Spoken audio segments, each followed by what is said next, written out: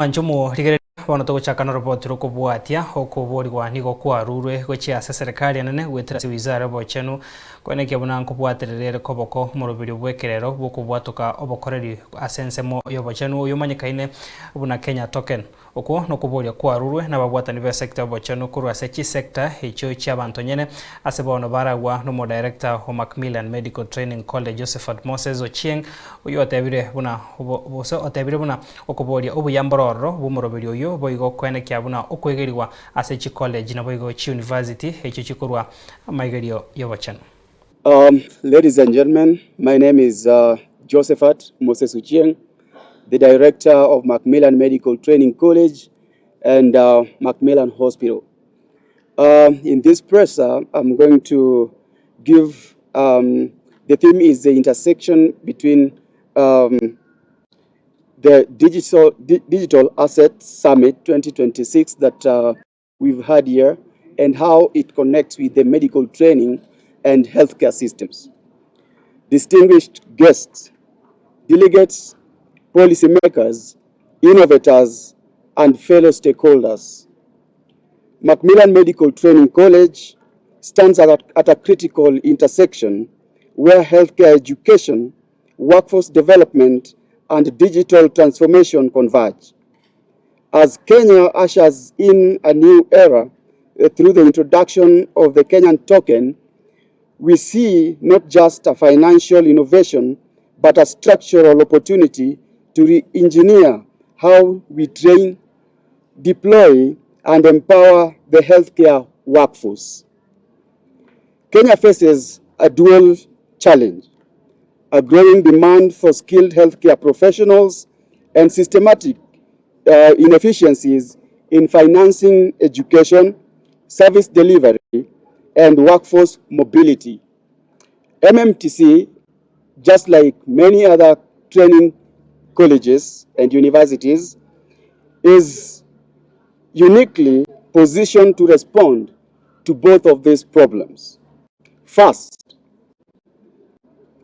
we can leverage the Kenyan token as a financing instrument for medical education.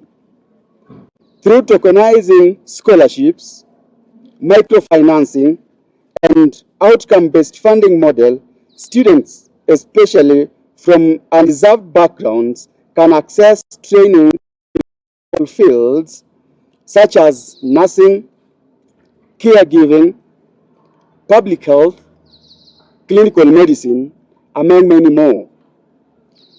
This democratizes access while aligning funding directly to national health priorities. Second, training institutions can serve as a pilot institution for blockchain-based credentialing by issuing tamper-proof, verifiable digital certificates. We eliminate fraud, enhance global recognition of Kenyan qualifications, and facilitate faster deployment of healthcare workers both locally and internationally. This directly supports Kenya's position as a regional hub for healthcare workforce export.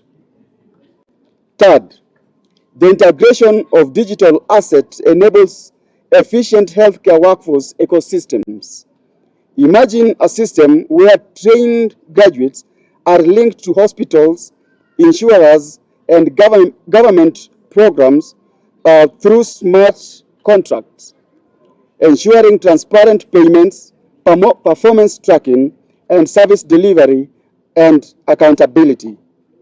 MMTC, with its existing partnerships across Nairobi healthcare networks, is ready to operationalize such models.